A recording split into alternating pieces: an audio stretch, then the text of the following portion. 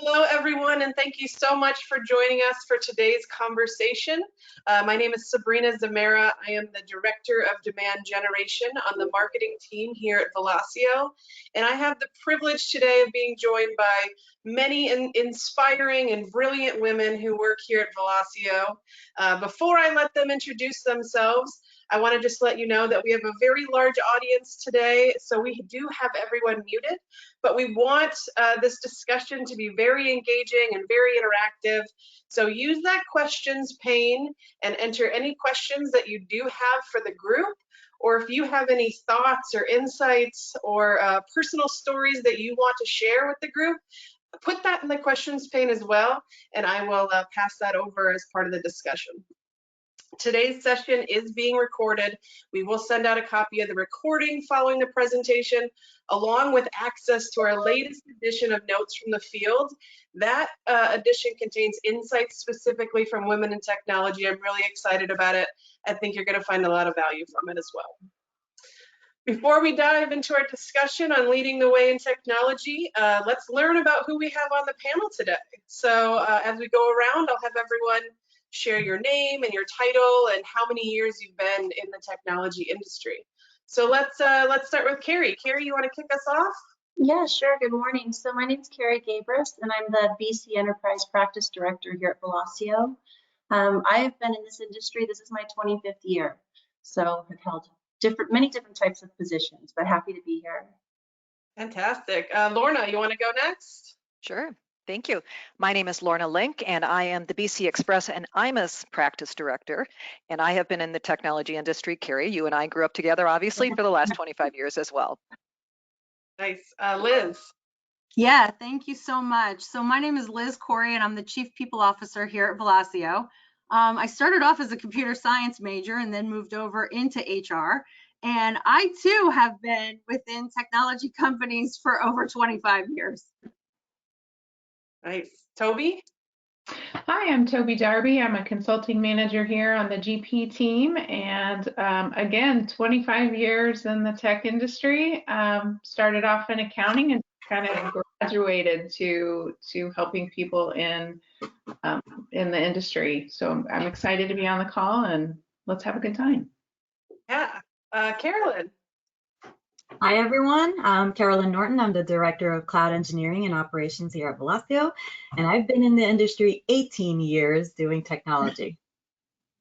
Great. And rounding us out today, Jackie. So thanks for putting me last. Very intimidated being with this group of women. So I'm Jackie Simens. I'm a consulting manager at Velosio, and I have been in this space for 8 years. Fantastic. Thank you. Thank you all for joining us. I want to start out with a study that I read recently, and it showed that women currently hold only 26.7% of tech-related jobs, and women are only achieving 18% of new computer science degrees. And the statistics really show me that it's not super popular for women to pursue careers in technology. So that's really where I wanted to start today's conversation. What inspired all of you to pursue a career in the technology industry? Feel free to hop in, whoever wants to answer that one first. Yeah. You're going to start, Carolyn? I can. Well, I fell into it. I tripped into it.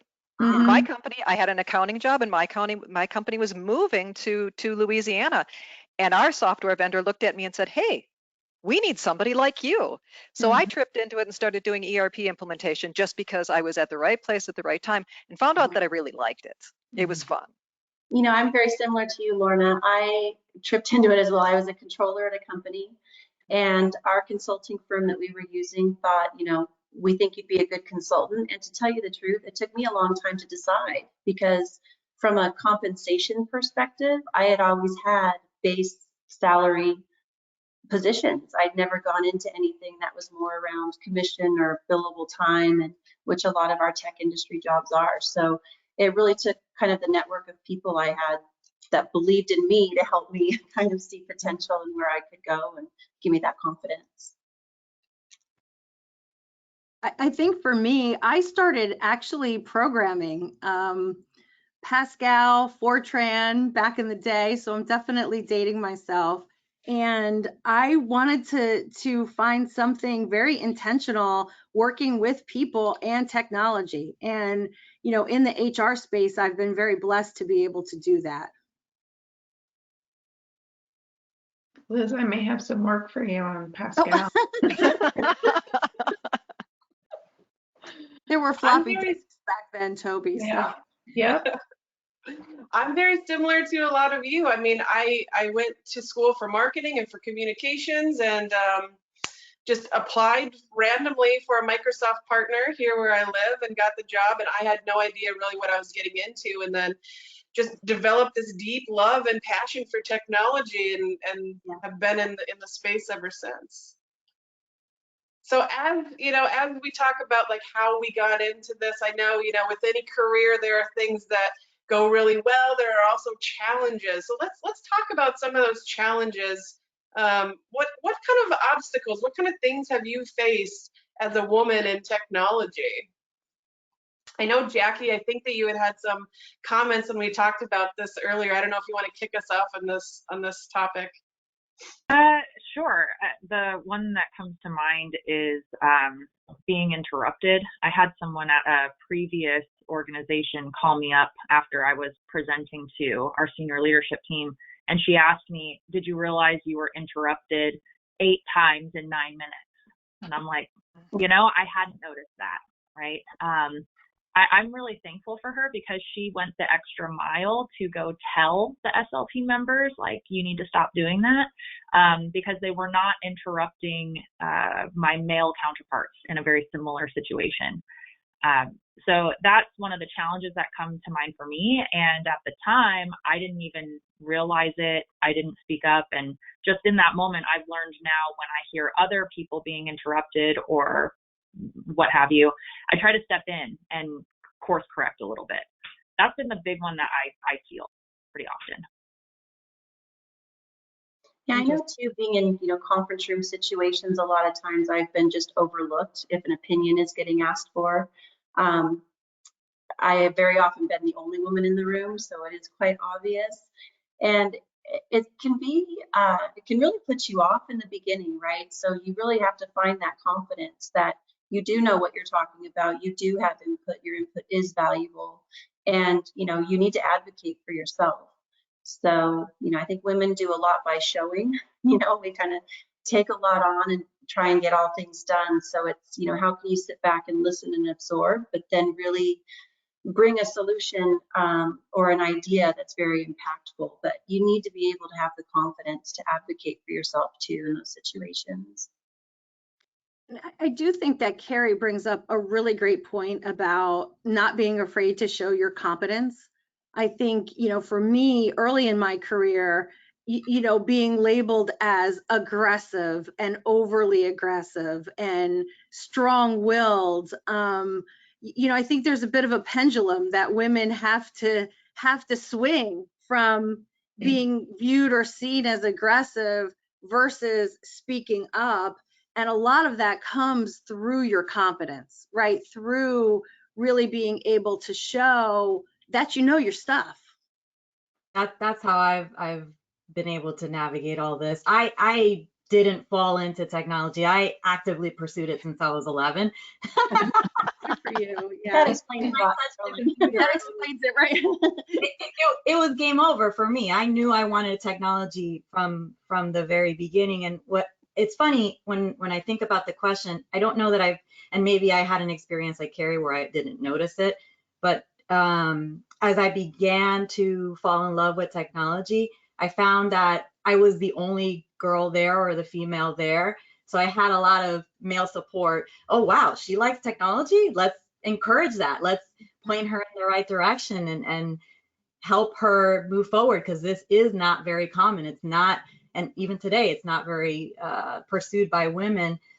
And in doing that, I've started to recognize that as you start to learn the technology, and to Liz's point, as you start to become more knowledgeable, as you start to get more comfortable in the space, it makes it a little bit easier. I wouldn't say perfect. It makes it easier for you to step into that role with that confidence and that knowledge that you have, because you bring a value in what you're going to communicate to whatever you're doing. So yeah, I love that point. And I definitely want to dive a little deeper into this. So I know that, in one of these studies I read that women are 22% more likely than men to report experiencing imposter syndrome in tech and STEM professions. And it kind of goes to what we're talking about here. So I just want to know, your thoughts on what steps can we take to build confidence, to build that assertiveness, to make sure we're coming across, in the best possible way so people do take us seriously.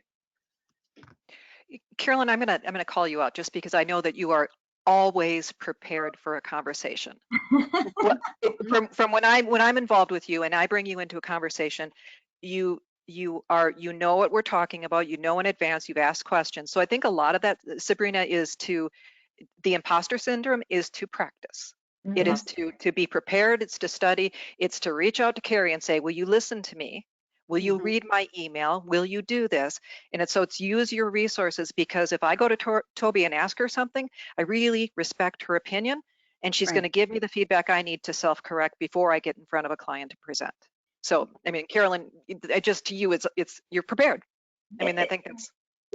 Yeah, and I feel imposter syndrome all the time. I don't know why it's common for us women, but I recognize it a lot. So I guess I overcompensate by making sure that I come in with whatever it is that we're talking about. And if I don't have clarity, I want to make sure that I've taken everything I can proactively to set myself up for success. So again, when you walk in feeling like you know what you're going to talk about, or you feel confident, it just makes it so much easier to not have to fake it. It just flows naturally. You know what I mean? I think too, you have to be very willing to ask for feedback, right? I think sometimes women can have the perception of, I have to go in and, look like I do know what I'm talking about, prepared and all of that. But, if you see someone, a male counterpart or coworker that is successful or that people are listening to, go and chat with them and ask, do you have ideas for me on how I can become, more involved or engaged, at a deeper level within this organization or this project, this meeting coming up, whatever it is. But we have to be willing to ask for feedback, right? Because how we think we're coming across might not always be the perception that's happening. So it's managing the perception. Right. Yeah, to add on that, it's very emotional, right? It's not factual. And so how I get through imposter syndrome is leaning on my support system at work, and to Carrie's point, getting that feedback and kind of grounding me more in reality, because the imposter is here, right? It's not actually doing the correct job. So whenever I get victim in my own head, that sort of thing, I reach out to other people and kind of ground me and get their perspective, their feedback, and move from there. I think also it's about knowing your value, right? And really reminding yourself of your results, right? And being able to say, look what I accomplished, and look at how that impacted the business, how that impacted the client, how that impacted my team. And sometimes we need to take a step back, remind ourselves of those accomplishments in order to know your value. And that value brings confidence. I know we see it a lot in job search. I know it's going to be a question that we ask a little bit later, but I think women tend to say, oh, well, I'm okay with the manager role, when in reality, they should be a director. They're ready to be a director, but that imposter syndrome tends to get in the way to say, I'm not worth that yet. I'm not there yet, because I have to do all those things. So reminding yourself of your value and your results is, in my opinion, key and critical. Oh my God, Liz, yes. I keep a cheat sheet every month of everything that I did, because it's so easy to forget. And sometimes you just assume, okay, whatever, I did that thing, it's not really that big a deal, but really it was impactful. It was, yes. Yes, we all need a pat on the back folder. Yes. Because we are constantly, typically chasing challenges. And so exactly, taking a step back is, you need to consciously do that. Mm-hmm. Something that you said, Liz, reminded me of something that Jackie shared with me this week. She shared with me a study from LinkedIn that showed women on average are applying for fewer positions on the LinkedIn platform. This is just based on their stats, but women are applying for fewer positions, and in particular, they're applying for less senior positions compared to males. I mean, why do you all, and maybe Liz, you can answer this first with your thoughts, and then we'll open it up to the group, but why do you think fewer women are applying for these senior roles, and how do you think that we can encourage women to really throw their hat in the ring and say, you know, I do have the qualifications for this job?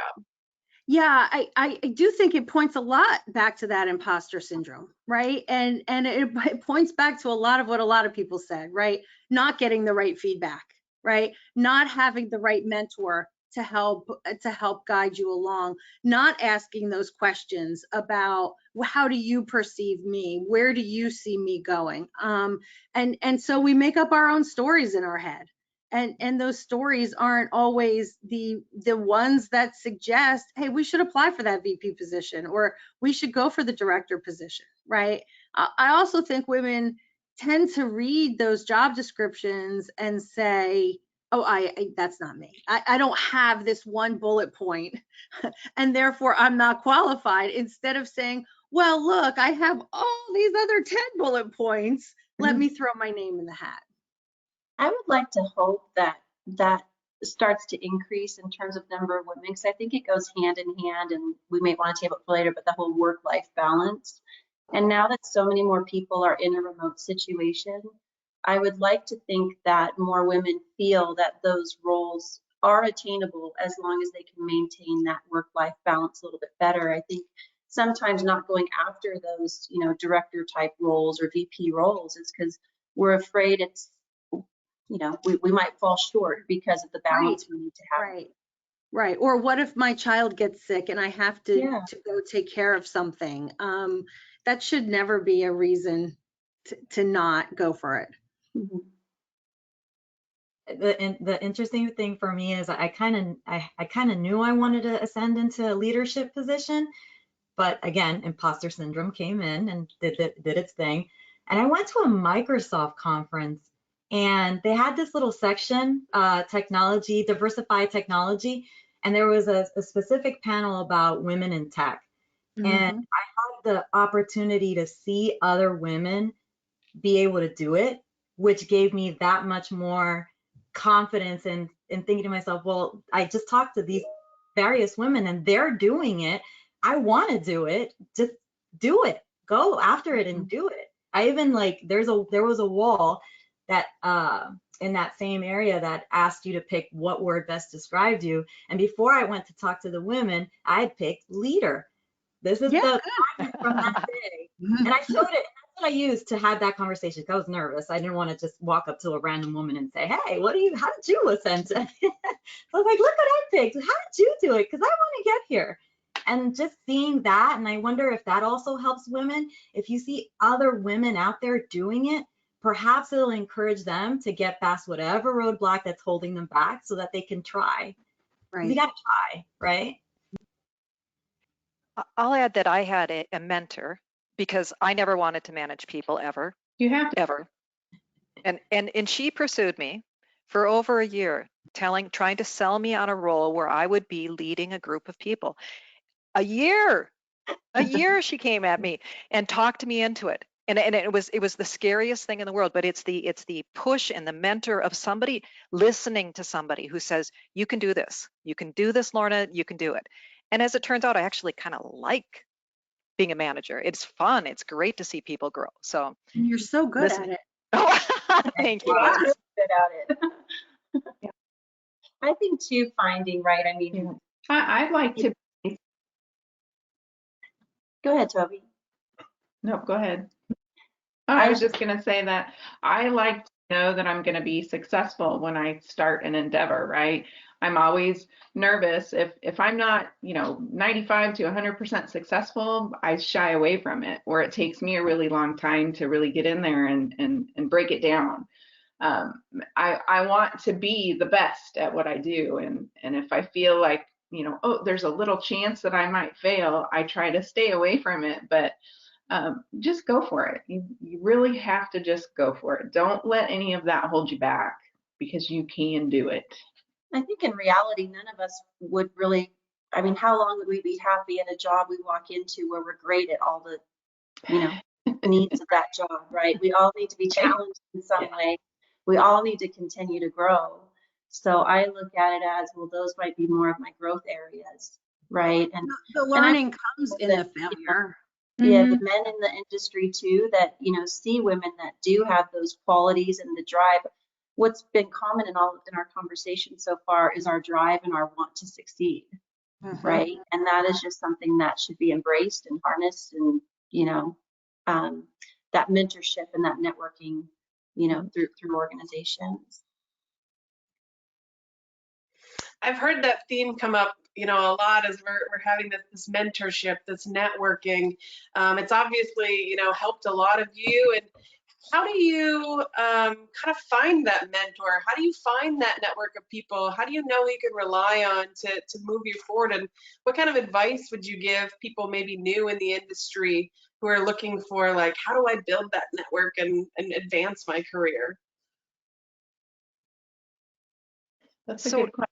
It's a great question. Now, Sabrina, you and I worked together at a previous company, and had a relationship from probably 20 years, well, we'll go 15 years ago, from other companies. And the fact that we knew each other, the fact that we always stayed, we stayed connected, we were aware of each other, so that when we were both ready to move on to someplace else, we could reach into each other, and you could say, Sabrina, because you did come to me and you said, tell me about Velosio. And I was able to share with you honestly, and really try and tell you what I thought of Velosio, why it could be a good place for you to be, and how excited I was going to be there. Had you not kept in contact, or had you not, because it wasn't a tight contact, but it was enough to know that I knew you were still there and you knew I was still there. And so that's, I think, what we have to do is just make sure that we're always connecting. And LinkedIn is a great place to do it, because we can watch people's careers change, and you can always be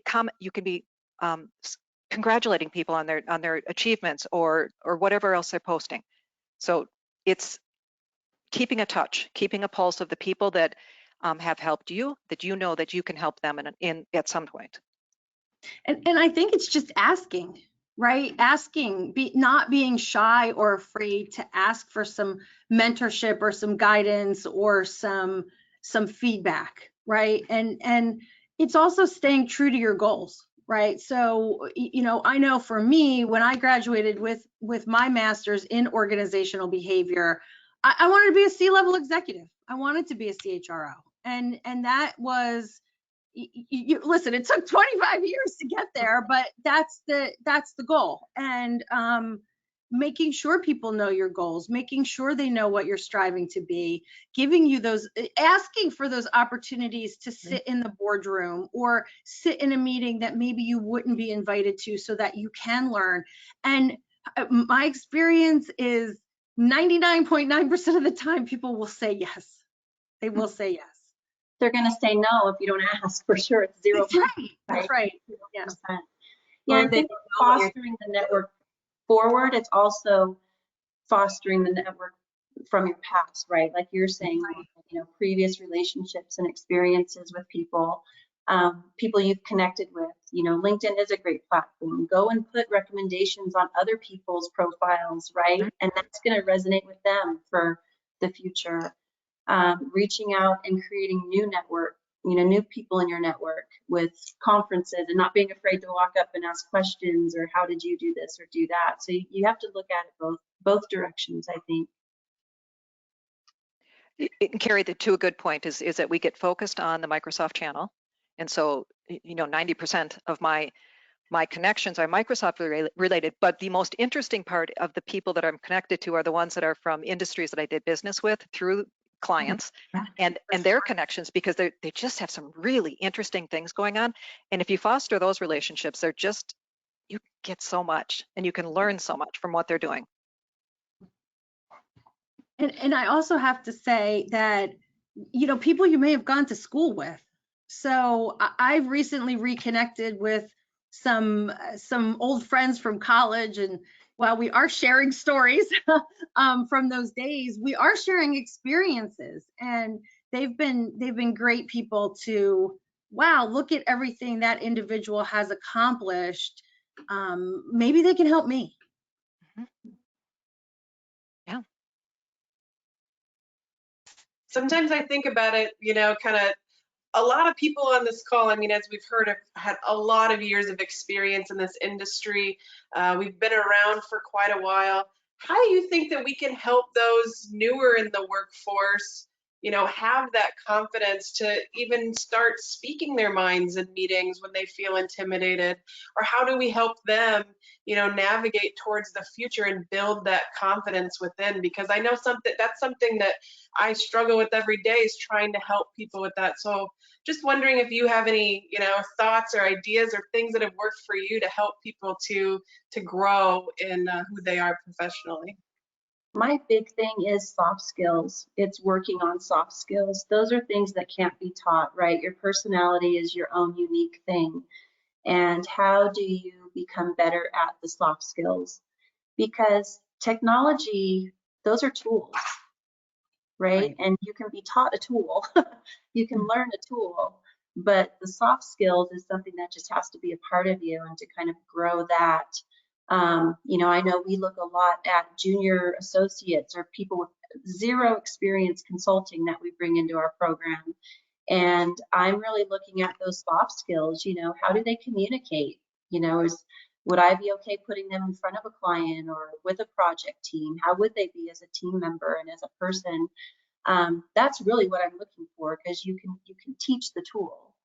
So to me, that's always a priority.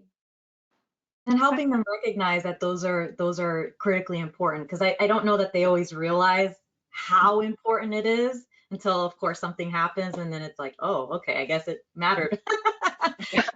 Helping them realize how important it is, and then coaching them on, again, where we look to mentors to share their experience, we share our experience to them, so that they are also getting that benefit of, the battle scars that we've gone through, so that they can hopefully not have to repeat those again. Correct. I'd say also, if somebody says, hey, will you give me feedback, or could you mentor me through this process, say yes. Be honest. And then if you see something that happens in a meeting that isn't as polished or as glamorous as it could have been, gently and with compassion, pull them aside and say, this is what I observed. And this is what I observed from the client. And this is maybe how we could change it next time. No embarrassment, very private, and they can grow from it. Yeah, definitely share your experiences. I was working with a lady in the past who asked me, how do I manage projects? How do I know what to do? How do I solve problems? And one of the tips I gave her was, okay, so you've been a consultant for a while. Think about the worst project you've ever been on and put those as your, red flags that you're going to manage to the worst project you've ever been on. And I think that's going to make a huge difference. So just, offer some tips and tricks, and always, always ask for help. So We did have I'll a comment. Oh, sorry. Yeah. Go ahead, Jen. If you can hear me okay. So, kind of being vulnerable here, I'll talk about my experience right now at Velosio. And I think networking internally is something that sometimes is overlooked. Liz, I called her up, I think after, 30 days, and we didn't even talk about HR stuff. We talked about change management. And it's, how do you build that network internally and really get your personal brand out there? I think that's an important topic that should be looked at. And if your goal is to progress in your career, that's the steps that I'm taking actively right now. And if you don't do that, to Jackie's point, I left the conversation, obviously had seen her resume, had heard that she was joining us, and left the conversation just completely wowed, right? And now, what that does is it really makes people know you and invites you to those seats at the table, invites you to maybe those special projects that you may not have known about Yeah, that one you're doing. This one too. Give And I rounds love for the her as a person. Go ahead. In I the love the org. conversation with It's not Jackie. a name anymore. She's someone, you know who she is. Absolutely. I was validated because I have the same change management passion, and it was great to hear someone else existed that had it, and now I, have someone I can work with for something that's important to me, right, to grow as well. So it's finding the camaraderie at the same time as finding the mentor and, the progression. Yeah, we had a comment from one of our attendees today, one of our viewers. Tiffany said her advice is to encourage them to trust their gut and to speak up and send that email and make that call and just go for it, That's right. That's right. You're your own cheerleader. You have to want it more than everyone else. No one else is going to want it more than you. So you need to champion yourself forward. And there will be people that cheer you on, but you got to be at the front of the pack doing it. No doubt. I love that advice. I think Carrie, you talked about you can teach people technology, but there's these soft skills that people kind of need to learn and or possess. And I'm just wondering, what are those skills and qualities that you think are essential for women in technology to succeed? I think communication, I think, is a big one. I know for myself personally, I want to give as much information as possible and be as thorough as possible. But at the same time, a lot of other people, they're into reading bullet points or they're into reading the first sentence of something. They don't want to look at 3 paragraphs, right? So I have found I've really had to groom my communication to use less words and just be more pointed because you have to think of your audience. And sometimes it's about let me throw these few tidbits out there, but let's have a conversation, so that you can then go into more of the explanation or the story. So communication has been really, really big, especially when you are dealing with a client relationship. You do have to sit back sometimes. I have a 2-minute delay on anything in my outbox and it saves me a lot of time, right? Sometimes I need to just sit back a minute and rethink something and communicate it in a better way. So I think communication, I think sitting back and not just hearing, but listening, like truly listening, and trying to understand, if you're not agreeing with something that someone is saying, or you have an idea that you think is better or whatever it is, try and think about what is the root cause of their behavior. Typically it comes down to fear in some form or fashion. So really just being able to listen and absorb what you're hearing and then being very thoughtful about the response. I think trying to keep things very as black and white as possible and emotion free, tends to help just stick to the content that's pertinent. But I think communication and then listening and being thoughtful in response is, I would say, the top ones for me personally. Listening, listening, listening, and don't try to solve it in the first sentence. Yes. Just sit back and Carrie, listen, right? And Lorna, you are really great in having a conversation and not forcing a resolution or a solution right away. It's you know what, let me think about this. And I think that's really important. It's okay to say, I want to sit back and think about this and come back to you with a thoughtful answer, or something I've put energy into rather than just, what's shoot from the hip type of thing. But I'm learning that from you, Lorna. Thank you. I think we were chatting a little bit about this before the call started, and I don't know if it's a soft skill, but it's not a hardcore tech skill either. It's knowing how to manage a project, right? I don't care if you are implementing ERP, which is inherently project management, or if you're in HR or accounting or marketing, it's knowing how to lay out the steps of a project, develop a business case, articulate that. It has been very, very an invaluable skill to me in my career to be able to properly package things in a comprehensive format that people understand. And I'm not suggesting everybody go run out and get a PMP, right? This is more about, you know, how do you build that business case? How do you communicate and manage the change? How do you structure anything? Because everything is a project. How do you execute on that? And then how do you measure and manage the results? I think if young women today could learn those skills, it'll be invaluable to any career they decide to have. I would agree, Liz. And one of the things with another coworker, we're having a conversation about be able to look out 30, 60, maybe even 90 days on all of the projects you have to be able to say, in order to get to where 60 days needs to be, what steps do I need to take to get here? And that could be a 3-year, a 6-year, 9-year plan. And just keep our eyes open to what we want and when we want to get there, you know, as best we can. Yeah. We had a comment from one of our viewers, Samira. She said that she worked at a startup until recently, and that startup encouraged her to think and work like a leader or a manager, but found that most of the management roles were given to other employees when it was time for the promotion, especially male colleagues. She's gained more from the opportunity, but how does she project her leadership and management experience on a resume when she doesn't have that title in her background? I mean, I could take that one. I certainly feel you. I have had an experience in my career where I was passed over twice for older men who ultimately got the position.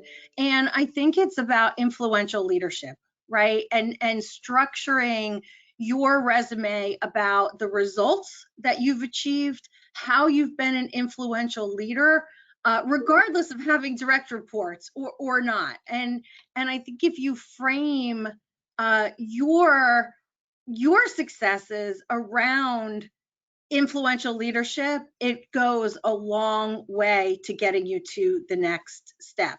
And then I think it's also practicing your pitch, right? What's your elevator? What's your elevator spiel? You know, we're going to be actually doing a webinar here internally in Velosio about building your brand. It's how do you message and how do you package yourself? Because the resume is one thing, it's then taking that into an interview, taking that internally and being able to articulate who you are and how you approach work. Well, that gets back to Carolyn talking about, you know, kind of keeping that file of the positive accomplishments you've made. For sure. Because on a resume or in an interview, a lot of times they want to know a statistic or a specific example, you know, and yeah, not having the title on your resume, part of it too is, again, being proactive and advocating for yourself. If you know something is open or you know it's, you know, an annual merit increase time, right? Put yourself out there before that happens, you know, and start having the conversations with those people that can manage that change with you. And, you know, start advocating for yourself on the things you have done and what your goals are and where you want to go. And again, I think you should always keep in place too, you know, be humble because we all have challenge areas. So make sure you bring those up too, right? Like this might not be a strength of mine, but I see it. And that's where I want to get to and work at. So it's advocating for yourself for sure when you know something's coming up. I love that. And another comment from Sheila. She said that Mary asked her for her elevator pitch the first time she met Sheila in person. She said it was an eye-opening event. I was able to answer it, and she understood me better from that. So I think that's great advice too. Like, what is your elevator pitch? How would you summarize who you are and what you can bring to the table in just a short amount of time? Does anybody on the panel here kind of have that in their like mind? Like, this is my elevator pitch. This is how I describe who I am and what I do. I never really thought about that. I just get stuff done, right? So what do I walk into the elevator? Here's your pitch. I like to solve problems and throw me the next problem. I'm up for the challenge and this is what I want. I love that. I threw mine at my current boss when he was interviewing me. It's a throw me the softball. What do you want accomplished? Give me the power to invoke it, to do it, Mhm. and let me go. Just let me go, and Yeah. I'll execute. Tell me Mhm. what your goal is, where you want to start, and let me execute. Yeah. He refers back to it occasionally, just to opens up his notebook and says, "You said this." I have the same notebook. So, I work on the marketing team, Liz is on the HR team. So our clients really are all of you and the people who work at Velosio. That's, kind of who we serve. But the rest of you work directly with our clients and these companies and businesses. And, I was just wondering, have you ever experienced a situation working with these clients where maybe they had a hesitation working with you because you're a woman, or there was a gender bias in one way or another? And how do you navigate that and make sure that, you can project that confidence that they should have confidence in you, right? I had a very interesting experience with a company that they're in the construction business. And the controller told me he's been doing accounting longer than I have been alive. So I couldn't tell him how to use the software because he knows more about accounting than I do.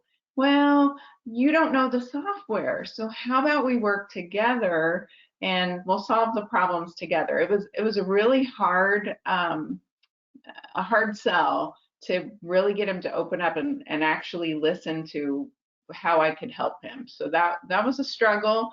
In the end, we made it, but it was very painful. I've done an approach sometimes where it's not from me as a person, but it's well, and I'll use Velosio as an example, this is the value add that Velosio brings, right? We're not just going to show you how to do something. We are going to consult with you and bring you value. And I am in this role at Velosio, so that is what I embody, and the value add that I want to bring. And it's how do you differentiate yourself, right? And it does get back to that elevator story. How do you quickly show that you can add a value that's intangible sometimes? I do think, though, consulting is a very interesting space. We choose to work at Velosio. We didn't choose to go work at that client site. So as a people manager or a project lead, at times it's our responsibility to make sure that the team is in a position where they're going to be successful. I know that in a past life, I was mentoring a trans woman, and that was very sensitive to me. I knew not every client would be perfect fit for her, but that's something that you need to be aware of, at least in I think that's really, really important to kind of look out for each other, your team, and make sure it's a good fit ultimately. That's probably not what everyone wants to hear, because I like Carrie's mentality, and I'm going to take that with me where, hey, this is my role and this is the value that I bring. But if it's ever too mismatch and not a good fit, we do have some resource allocation things that we do. I know I was challenged in the past when I was consulting and I would join in on projects. I would do my elevator pitch as that role for that project. And then the client would constantly direct messages to the male counterpart of the project, not me, who's supposed to be the one answering those questions. But what I found in that experience, and which is why I get so prepared now going forward, is go in with all this information, having male supporters there to reaffirm, yeah, she knows what she's talking about. Why are you asking me? Ask her. Right. She is the expert. Just having that support alongside that turned everything around. And after that, it just started to make more sense with projects. Going in prepared, but also having teammates that are also there to support you as well.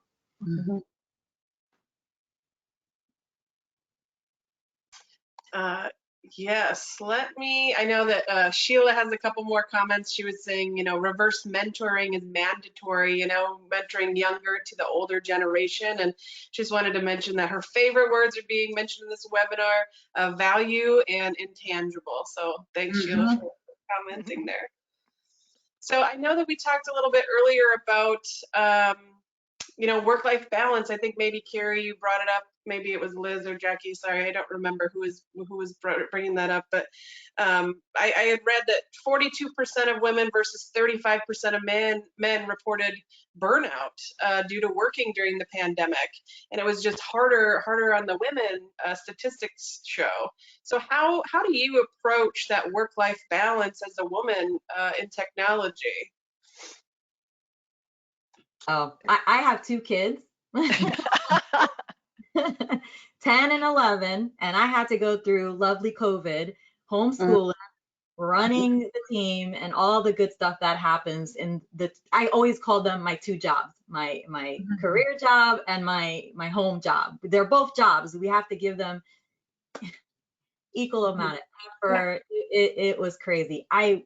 For me, I still struggle with burnout here and there, but what I try to do is I'm trying to start to recognize when I'm approaching that burnout and taking a step back and going, okay, what are you doing and what can you do to help yourself get off the cliff? And or I'll seek, again, I'm a big fan of teamwork. I seek out, mentorship or conversations and just talk through what am I going through right now, because I think as women, and I don't want to speak for everyone, sometimes we like to keep it all in and try to work our way through, and then we get to the burnout and then we crash, and then it makes it a bad experience overall. So I do think the answer, but I'm working on it. Yeah. No, I do think, Carolyn, that you're spot on, and half the battle is recognizing it before the flame goes out, right?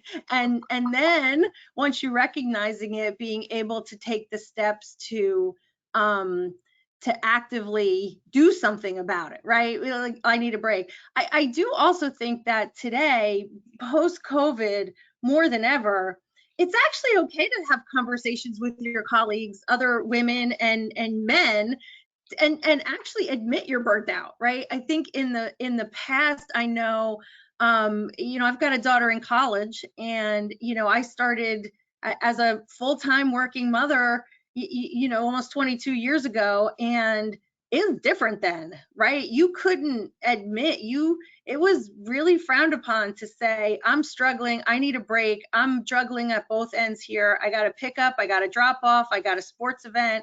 But I think today the environment is different, and men too, and women, right? And I think finding that culture and working in that culture where it's almost praised to be a mom and to be a dad and to be able to balance that way is important. And I think the last thing that I'll add, it's not one size fits all for people, right? Everybody is going to respond to their wellness a little bit differently.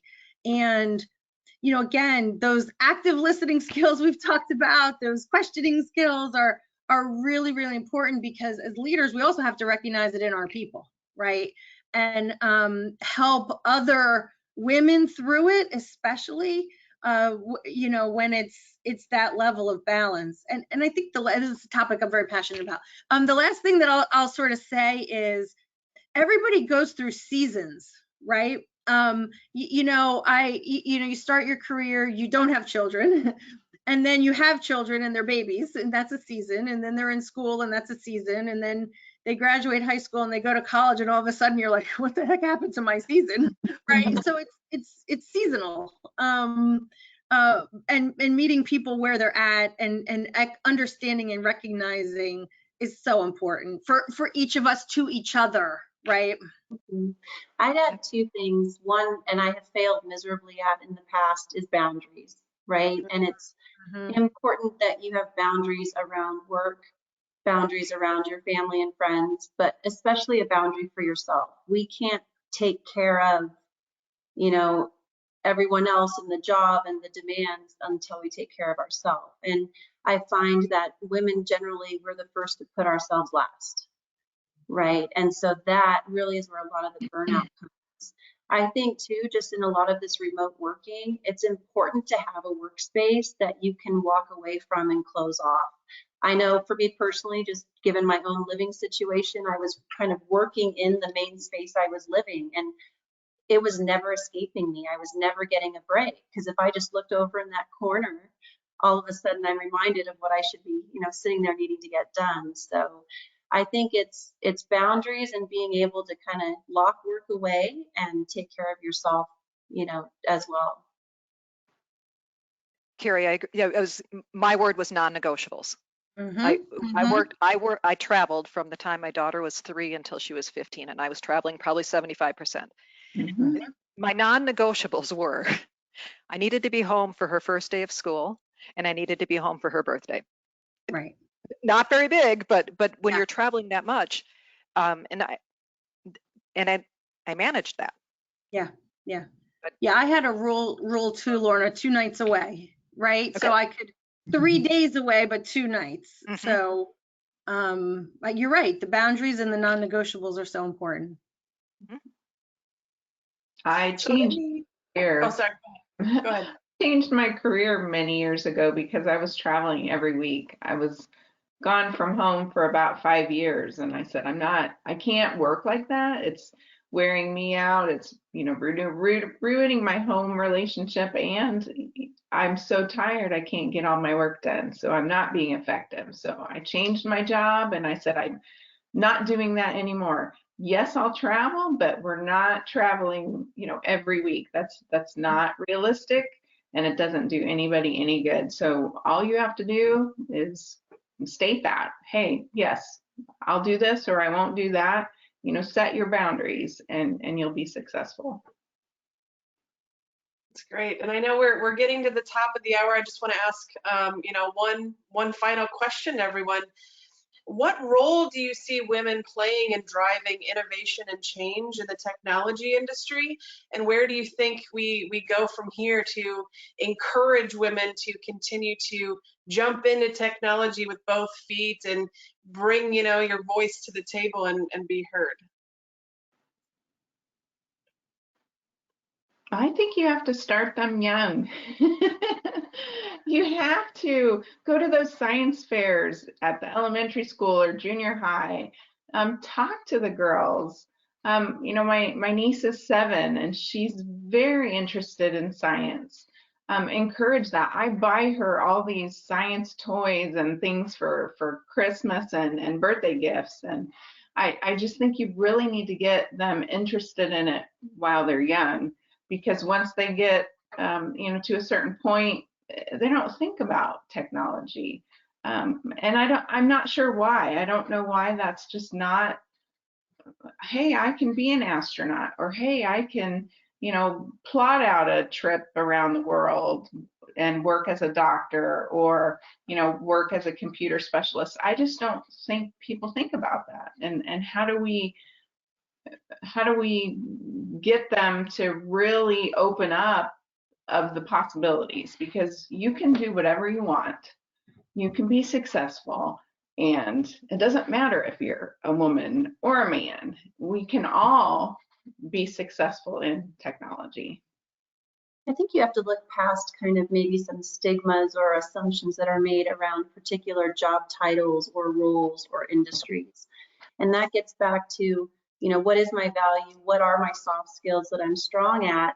And you pretty much could probably take that package and apply it to any job around any industry, right? So it's how do you switch your thinking and your perception on what you are capable of doing? So really think about what is it that interests you? What do you feel accomplished at?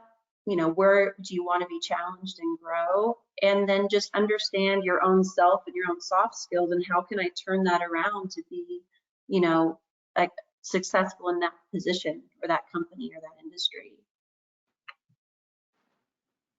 I mean, I'd echo everything that Carrie and Tobi just said. It's starting young, and technology is not going anywhere, right? From the time they pick up a phone when they're 12 months old and start on the apps, technology is in every single field. Artificial intelligence is in every single field. Aspects of STEM are in every single field. And so it's really, really important to develop those skills young. And then encourage once we're in the workplace, encourage those young women, share with them the possibilities, share with them your stories, give them a picture, be that role model of who they can be, is just, it's key and critical. It's key and critical. Absolutely. Liz, can I add that we also need to, when we see something good, Yes, in any coworker, is to call it out and to say, that was an awesome idea. This is why. Take that and roll with it. Yep. It's that feedback is amazing. Recognition is never a bad thing. It's funny, I do this weird thing where every time I meet someone, they'll go, "What do you do?" And then I say, "What do you think I do?" You can only guess how many times I get the right answer. That's how I do it, because it just, I always want to make sure my mind is reading the pulse. Am I just presuming that women are not thought about in tech, or is it actual? And unfortunately, still, I still get that. It's just my interactions, right? When I ask that question. So when I think about my daughter, and I do the same thing, Tobi, I push her in front of STEM. I call out, this is what mommy does. She'll sit in front of the computer. "Hi, thank you for calling Velosio. I have a video. It's cute." But the same for me, seeing the other women and just seeing what's possible, definitely finally did that final step of something I already knew I wanted, but seeing it somewhere else really gave me that final click to get going forward. And I think with these younger, with even people today, maybe you're not younger, maybe you're just thinking about it right now. I like technology, but I'm not sure. Whatever your roadblock is, if you see others, and hopefully in this webinar, you see all of us talking about how we've been able to navigate it and be successful with it, hopefully that will give you whatever it is you need to take a chance. And what I struggle with is women know. I don't know any woman that doesn't go out there and say, "I'm amazing. I am woman, hear me roar." We all know this. And yet for some reason we stop ourselves and it doesn't make any sense. And I forget who said it, but we have it in our gut. Listen to your gut. Watch other women succeed. Push other women to succeed. Thank your male counterparts when they're also doing their part in helping you succeed. Because I don't want to just, they're helpful too, right? And then hopefully, I think the question was, how can women help with technology? I love technology. I know I have something to say about it. I'm passionate about it. I want to be part of that discussion. And hopefully, if more women get more involved than they are today, or hopefully where we're at today, there's only, the sky's the limit. Again, we're so amazing. I mean, I can only imagine what happens when we're all in there doing it. So I think it's sharing your successes too, just with your kids, right? I mean, if you have daughters, they're going to understand, like, "Oh wow, well, if my mom can do it, I can certainly do it," right? And even, absolutely, men in the workforce later, then they just have a respect for what women can do, and then they're still seeing you do all the hard stuff too, right? So it's that self-promotion. I guess we can just do it better in every avenue. I love that. This has been such an awesome discussion. I had all these other questions too, and we just did not have time to get to them all. I know there was some questions in the chat that I also did not get to. If you asked a question and we weren't able to answer it today, I will follow up with you directly to make sure that we do get your questions answered. But thank you everyone for attending. Especially thank you to this great group of women: Carrie, Lorna, Liz, Tobi, Jackie, Carolyn. Thank you so much for sharing your thoughts with us today. As I mentioned at the top of the hour, watch your email inbox. I'm going to send a copy of the recording of today's event, and then that latest edition of our notes from the field featuring thoughts and comments from experiences of women in technology. And I want to invite everyone to head over to LinkedIn right now, find the Velosio page, follow us, and that will keep you up to date on other upcoming events like this, other upcoming events really focused on technology. We have so much going on, and we'd love to see you again in the future. So with that, we look forward to seeing you again, and thank you everyone for joining us. Thank you. Guys.